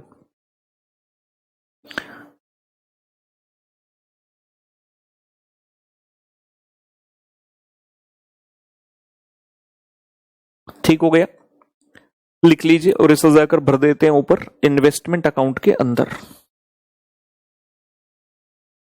सजन राजी हो जावे फिर भी रोला नहीं पाइंदा वे पागला, सजन राजी हो जावे फिर भी रोला नहीं पाइंदा। ये लीजिए 30 जून की ट्रांजैक्शन ओवर हुई और हम जीवन में इस क्वेश्चन में आगे बढ़ते हुए क्वेश्चन में गए, हायरार्की चेक करते रहेंगे ध्यान से। On 30th November 40,000 face value of the loan was sold at 97 come interest. फिर से सेल आ रही है 30 नवंबर 2011 को, ये लीजिए 30 नवंबर 11 बाय बैंक सेल। 40,000 की थी फेस वैल्यू, आपने बेचा 97 कम इंटरेस्ट पर, तो वर्किंग नोट नंबर 8 और वर्किंग नोट नंबर 9 बना लेंगे। 8 वर्किंग नोट में इंटरेस्ट निकालेंगे कितना मिलेगा, और 9 वर्किंग नोट में सेल वैल्यू निकाल लेंगे। तो आ गए वर्किंग नोट नंबर 8 में कितने की फेस वैल्यू बेची, 40,000 की, 9% का इंटरेस्ट। और समय, लास्ट इंटरेस्ट कब मिला, 30 जून को। जुलाई, अगस्त, सितंबर, अक्टूबर और 30 नवंबर को बेचा तो नवंबर भी हो गया, मतलब 5 महीने का इंटरेस्ट। 40,000 इंटू 9% इंटू 5/12, 1500 रुपी, 1500 रुपए का तो आपको इंटरेस्ट मिला। और ट्रांजैक्शन की टर्मिनोलॉजी क्या है भाई, ट्रांजैक्शन इज कम इंटरेस्ट, तो हमें इंटरेस्ट माइनस करते हुए सेल वैल्यू तक पहुंचना होगा। So I will say transaction price cum interest, 40,000 का face value, we sold at 97%, 38,800। और क्योंकि कम इंटरेस्ट है तो जरा इंटरेस्ट को घटाइए तो सही, 1500 रुपए का इंटरेस्ट इसमें से माइनस कर दिया, 37,300 is the amount which we have received towards the sales value। जैसे परचेज करते हो वर्ड होता है कॉस्ट के लिए कितना खर्चा, सिमिलरली अब सेल किया तो सेल के प्रति कितना मिला, 37,300। टोटल अमाउंट चाहिए 38,800 मिला, लेकिन वो कम इंटरेस्ट है, 1500 को तो इंटरेस्ट निकाल दो, बाकी कितना 37,300 रुपए। ये लीजिए भर देते, 1500 रुपए और 37,300, 30 नवंबर को एंट्री में ये भर दिया। बाय बैंक सेल 1500 रुपए इंटरेस्ट और 37,300 amount, done. Now at every time of sale we have to compute the profit और लॉस, तो वो भी करेंगे जब कॉस्ट निकालेंगे। फीफो मेथड है, ये किस में से बेचा, सबसे पहले ये 2 लाख में से 60,000 बेच दिया था, अभी भी 1,40,000 ओपनिंग बैलेंस वाला पड़ा है, तो उस 1,40,000 में से ही ये 40 बिक जाएगा। मतलब पुराना 60,000 और ये वाला 40,000 बेचने के बाद भी अभी भी हमारे पास ओपनिंग बैलेंस में से 1 लाख का बचता है, ठीक है ना, क्योंकि we need to check very carefully कि कौन से वाले में से आपने इसे सेल किया है, सो दैट करेक्ट कॉस्ट हमारे पास आ सके। तो हम चलते हैं वर्किंग नोट नंबर 10 में, प्रॉफिट और लॉस ऑन सेल। प्रॉफिट और लॉस ऑन सेल, जिसके लिए सबसे पहले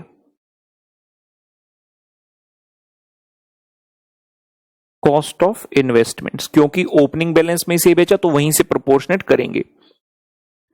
1,90,000 की कॉस्ट है जब होती है फेस वैल्यू 2 लाख, तो जब हमने 40,000 की फेस वैल्यू को बेचा तो इसकी कॉस्ट कितनी बनी, 38,000 बनना चाहिए, बिल्कुल 38,000 की कॉस्ट है, और we have sold it at sale value of investments is equal to 37,300। 38,000 की कॉस्ट है, 37,300 में बेचा, तो फिर से क्या है, लॉस है ऑन सेल भैया 700 रुपी, 700 रुपए का लॉस आ रहा है, नोट करें।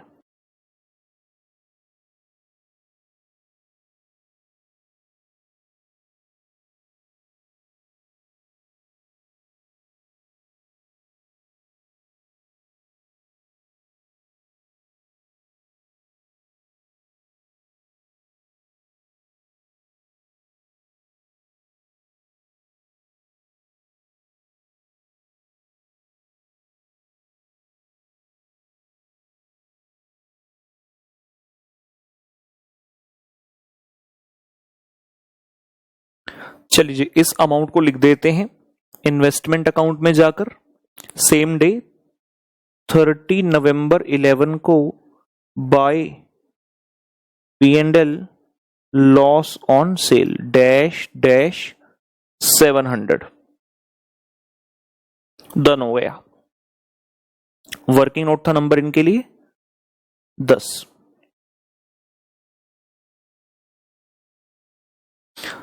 30 नवंबर 2011 की ट्रांजैक्शन कंप्लीटली खत्म हुई। क्वेश्चन में गए, चेक के आगे लिखता है 1 दिसंबर 2011 को company purchase the same loan ₹10,000 at par ex interest. ये लीजिए। So on 1st December 11, on 1st December 11 there is again two bank purchase, face value 10,000, interest के लिए वर्किंग नोट बनाएंगे, लेकिन कॉस्ट में क्या लिखता है, एट पार एक्स इंटरेस्ट, क्योंकि एट पार है तो सेम वैल्यू आ जाएगा। इसके ब्रैकेट में लिख दूं एट पार। एट पार का मतलब होता है सेम एज फेस वैल्यू, तो 10,000 का 10,000 ही आ गया। लेकिन मैंने इंटरेस्ट के लिए तो अलग से दिए हैं ना पैसे, तो 11th नंबर वर्किंग नोट उसके लिए बेटा बनाएंगे। वर्किंग नोट नंबर 11, कितने रुपए का सामान खरीद कर आए हो, 10,000। इंटरेस्ट रेट कितना, 9%। और ट्रांजैक्शन कब कर रहे हो, 1 दिसंबर को। लास्ट इंटरेस्ट कब मिला था, क्वेश्चन में डेट्स हैं 30 जून और 31 दिसंबर, तो 30 जून को मिला था। उसके बाद जुलाई, अगस्त, सितंबर, अक्टूबर और नवंबर, 5 महीने का इंटरेस्ट भी आपने साथ में पे किया होगा। 10,000 इंटू 9% इंटू 5/12, 375 रुपी इंटरेस्ट के लिए इस ट्रांजैक्शन में हमें डालने होंगे। 375 रुपी। चलिए, चल चल वे तुंदियों सुनिए जहां कोई किसी को न जाने। 1 दिसंबर 2011 की ट्रांजैक्शन हुई और क्वेश्चन में देखा तो लिखता है 1 मार्च को कंपनी ने सेल किया। अरे सेल की बात तो बात की यार, ट्रांजैक्शन तो हो गई, लेकिन 31 दिसंबर को इंटरेस्ट के लिए तो रुकना होगा। तो 31 दिसंबर 11 बाय बैंक इंटरेस्ट, पहले रुककर इंटरेस्ट रिसीव करो और उसके बाद आगे बढ़ेंगे। इंटरेस्ट है मतलब नॉमिनल वैल्यू और अमाउंट में कछु भी ना ही। और इंटरेस्ट के लिए working note number 12, by bank interest working note number 12। Now interest जब निकालना है तो first of all we have to check कि कितना रुपए की फेस वैल्यू बची है। तो डेबिट साइड में गए, टोटल 2 लाख प्लस 80,000 प्लस 10,000, 2,90,000 का है डेबिट के हिसाब से। लेकिन क्रेडिट साइड पर नॉमिनल वैल्यू माइनस करो, जितना बेच दिया 60,000 और 40,000, तो 1,90,000 की फेस वैल्यू आपके पास शेष है, जिसके ऊपर आपको इंटरेस्ट मिलेगा 31 दिसंबर को। ये लीजिए जी, वर्किंग नोट नंबर 12, कितनी फेस वैल्यू शेष है, 1,90,000 की। अरे अरे अरे अरे अरे, 9% के हिसाब से 6 महीने के लिए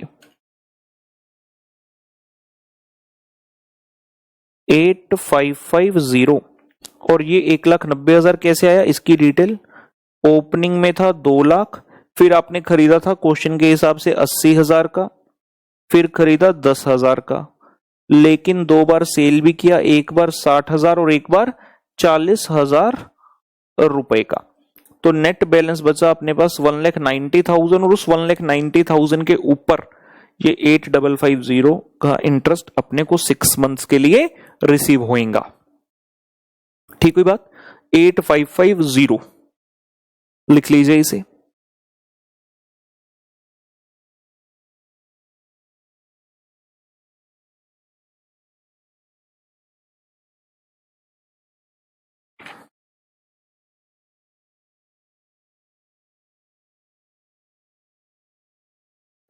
एट 550 की एंट्री कर दीजिए बाय बैंक, इंटरेस्ट कॉलम में 8,550। ये 31 दिसंबर तक का काम खत्म हो गया, लेकिन हमारा काम खत्म नहीं हो, क्योंकि जो बोनांजा लिमिटेड है उसका ये चलता है 31 मार्च तक, तो हमें अभी आगे बढ़ना है। हम आगे बढ़ रहे हैं। 1 मार्च 2012 को क्वेश्चन लिखता है company sold 10,000 face value of loan eight 95x interest. 1 मार्च को ट्रांजैक्शन हो रही है सेल की। 1 मार्च 12 बाय बैंक सेल। 10,000 की फेस वैल्यू को आपने बेचा। Working note number 13 and 14। 13 नंबर में इंटरेस्ट और 14 नंबर में अमाउंट निकालेंगे।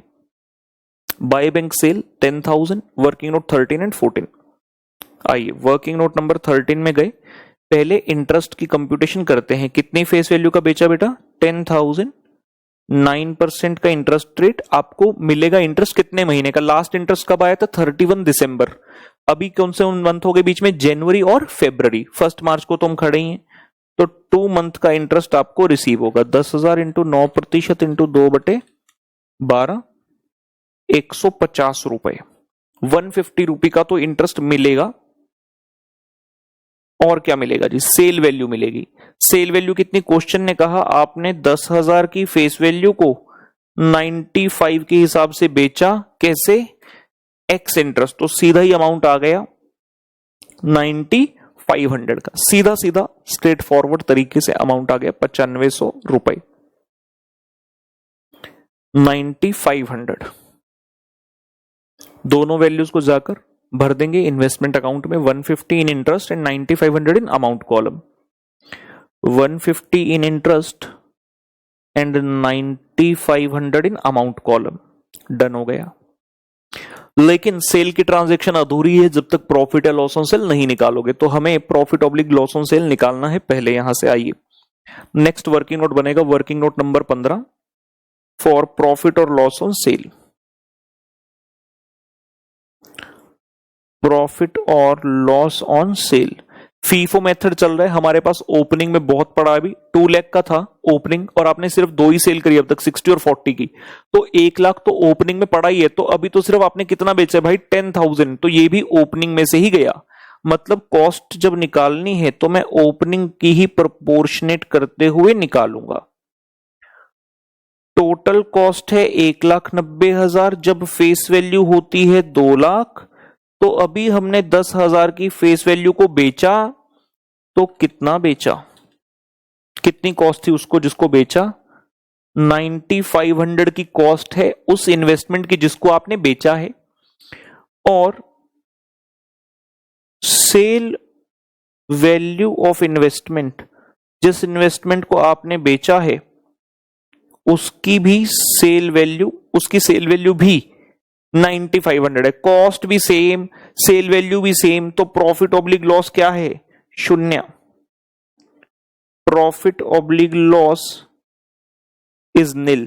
क्या बात है। जब प्रॉफिट लॉस नील है तो ऑब्वियसली इन्वेस्टमेंट अकाउंट में एंट्री जाएगी ही नहीं। लेकिन इसका मतलब ये नहीं कि वर्किंग नोट ही नहीं बनेगा। वर्किंग नोट बना के दिखाना है भाई प्रॉफिट लॉस अक्कर नहीं हुआ। लिखिए इसे।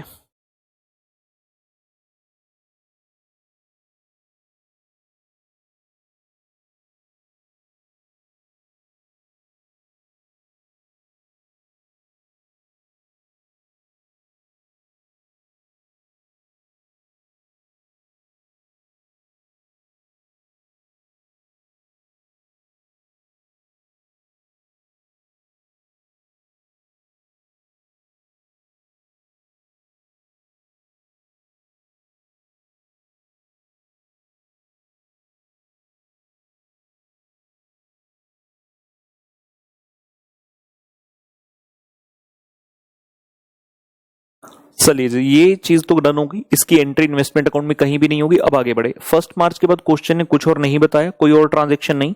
तो हम 31 मार्च 12 को कैरेट डाउन लिखने के लिए तत्पर हैं। लेकिन क्वेश्चन में बोला है market price of the loan on 31 March was 96। तो हमें सिखाया था कॉस्ट जितना निकलेगा कैरेट डाउन का उसको मार्केट प्राइस से कंपेयर करना। और हो सकता है मार्केट प्राइस कम हो, उस सिचुएशन में आपका लॉस आएगा, लॉस ऑन वैल्यूएशन। तो उसके लिए 1-2 लाइन छोड़ देंगे। और उसके बाद 31 मार्च 12 को हम कह रहे हैं by balance carried down. 31 March 12 by balance carried down. यहां टोटल होगा और यहां टोटल होगा, लेकिन ठीक है, लेकिन बाद में। तो टोटल करते हैं पहले, क्योंकि एक्रूड इंटरेस्ट है, एक वर्किंग नोट हमारा इंटरेस्ट का बनने वाला है अभी, जो कि कैरिड डाउन के सामने इंटरेस्ट कॉलम में आएगा, लेकिन वो कौन सी वैल्यू पर आएगा, कितनी फेस वैल्यू, उसको हम बैलेंस कैरी डाउन में निकाल लेते हैं पहले। तो डेबिट साइड का टोटल करेंगे नॉमिनल वैल्यू और अमाउंट कॉलम का। नॉमिनल वैल्यू का किया तो आ रहा है 2,90,000 और कॉस्ट का अमाउंट कॉलम का 1,90,000, 73,000 और 10,000, 2,73,000। ये आ गया 2,90,000, 2,73,000। सिर्फ कैरिड डाउन की बात करते हैं, फेस वैल्यू की 60,000 बेचा, 40,000 बेचा और 10,000 बेचा। ये आ गया जी 1,80,000 रुपए का कैरिड डाउन। फेस वैल्यू इतने रुपए की अपने पास 31 मार्च को पड़ी है बोनांजा लिमिटेड के पास। तो जो एक्रूड इंटरेस्ट है वो हमें इस वैल्यू के ऊपर निकालना है। Working note number 16, working note number 16 बना रहे हैं इंटरेस्ट की कंप्यूटेशन के लिए। ये लीजिए, हमारे पास कैरिड डाउन आया 1,80,000, 180 था ना, अरे अरे अरे अरे अरे अरे, यस 1,80,000। इसके ऊपर इंटरेस्ट एक्रू हो चुका है 9% के हिसाब से 3 मंथ्स का। लास्ट इंटरेस्ट कब मिला था आपको, 31 दिसंबर को। 31 मार्च को बुक्स क्लोज कर रहा हूं, श्योर है कि 3 महीने का इंटरेस्ट तो मैं कमा चुका हूं, सिर्फ मिलना बाकी है। तो interest accrued from 1 January 12 to 31 March 12, तो ये इंटरेस्ट एक्रू हो गया। इसको कंप्यूट हम कर लेंगे, 1,80,000 इंटू 9% इंटू 3/12, ਇਹ 4,050 रुपए का इंटरेस्ट कैरिड डाउन विच आपा पा देना है 4050। नोट कर लीजिए, interest accrued from 1 January to 31 March and belongs to current year 4050। लिख लीजिए, interest accrued from 1 January 12 to 31 March 12 and belongs to current year. तो इसको करंट ईयर में ही डाल रहे हैं। देखिएगा जरा, जैसे मैं इसको यहां पर 4050 लिखता हूं, इसके लिखने से हमारा क्रेडिट साइड का बैलेंस बढ़ गया, और क्रेडिट साइड का बैलेंस बढ़ने के बाद जब डेबिट साइड पर बैलेंसिंग फिगर निकालूंगा तो ऑब्वियसली वो भी ज्यादा आएगी। मतलब जो इस साल का इंटरेस्ट है वो इसी के P&L में जाएगा। आज के लेक्चर का यही एम रहा, राइट। जरा क्रेडिट साइड से इंटरेस्ट का टोटल करते हैं, 2250, 9900, 1500, 8550, 150 एंड 4050। टोटल आ रहा है इंटरेस्ट कॉलम 26,400, 26,400 का टोटल है इंटरेस्ट कॉलम का। माइनस कर दीजिए डेबिट साइड वाले इंटरेस्ट 4,500, 3,000 और 375। ये आता है बेटा बैलेंसिंग फिगर 18525। और हम जानते हैं जो भी इंटरेस्ट का एलिमेंट बच गया बैलेंसिंग फिगर वो P&L में चला जाएगा। एंड डेट है हमारी 31 मार्च 12। तो हम कह रहे हैं to P&L interest transfer dash, calculator देख ले, 18525 और डैश। तो इंटरेस्ट का एलिमेंट हमने डील कर लिया सक्सेसफुली। 18,525 रुपए आपके P&L में चले गए from this year, financial year 2011-12 से फॉर बोनेंजा लिमिटेड। 18,525 का नेट इंटरेस्ट आपने कमाया। एक चीज अभी भी हमारी क्वेश्चन में शेष है जो कि है कैरिड डाउन। तो कैरिड डाउन अगर देखें 2,73,000 कॉलम का टोटल है डेबिट साइड पर, अमाउंट कॉलम माइनस करते हैं क्रेडिट साइड वाली फिगर्स, 56,400, 600, 37,300, 700 और 90,500। तो कैरिड डाउन दिखता है 168,500, लेकिन लिखना नहीं, पहले मार्केट प्राइस से कंपेयर करना है जाकर, यहां नहीं लिखना। 168,500 आ रहा है, ये लीजिए last working note for this question, working note number 17। Comparison of cost and comparison of cost of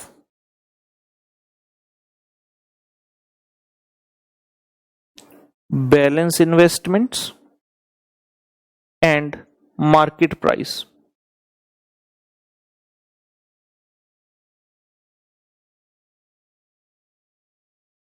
so the cost of investment है वो कितनी है,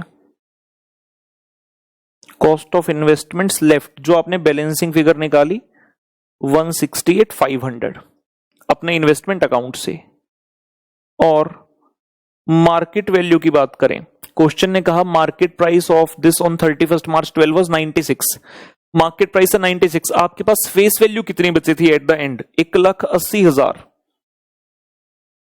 1,80,000 का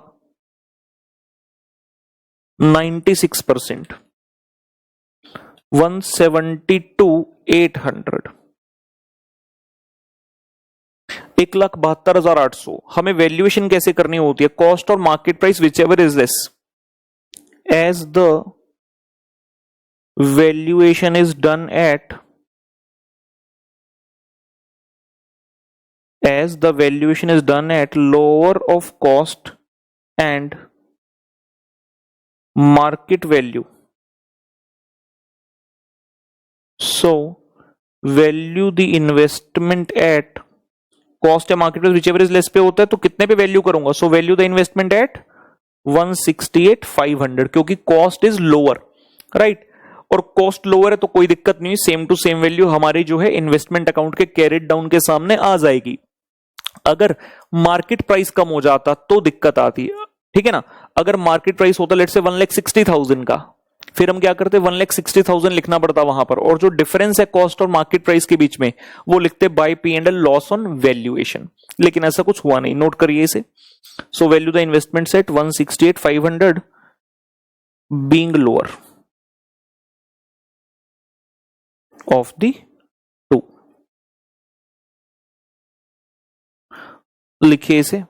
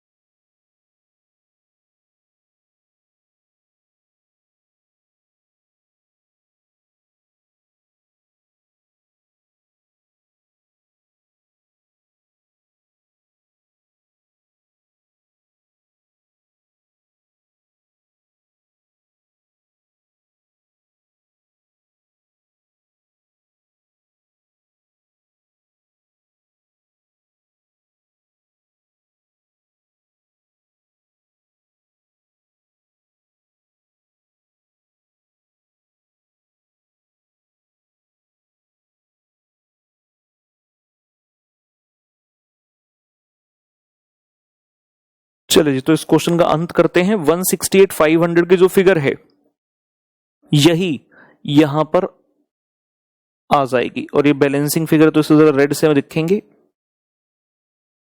1,68,500, और इसके लिए वर्किंग नोट नंबर हमने बनाया 17, जहां पर कंपैरिजन किया कॉस्ट एंड मार्केट प्राइस का, तो वो भी साथ में वर्किंग नोट नंबर लिख देंगे। अगर हमने यहां वर्किंग नोट नंबर नहीं लिखा, हो सकता है टीचर सोचे हमने इसको कंपेयर किया ही नहीं मार्केट प्राइस से, इसलिए it is very very important कि हम करेक्ट वर्किंग नोट यहां पर डेफिनेटली लिखें। इवन प्रॉफिट और लॉस ऑन सेल जो निकाला था एक, उस पर नहीं था, लेकिन उसका भी वर्किंग नोट साथ में बनाना है। तो यहां पर ये टॉपिक हमारा खत्म होता है, एक कॉन्सेप्ट खत्म होता है। FIBS की बात करो तो मेनली यहां तक ही है। एक छोटी सी चीज और है जो नेक्स्ट लेक्चर में मैं करवाने वाला हूं आपको, आज के सेशन में यहीं तक रखेंगे। हाँ, होमवर्क के लिए 2 क्वेश्चन जरूर है, मैं बताऊंगा आप बच्चों को। 2 क्वेश्चन होमवर्क के लिए रहेंगे, आ जाइए बता दें।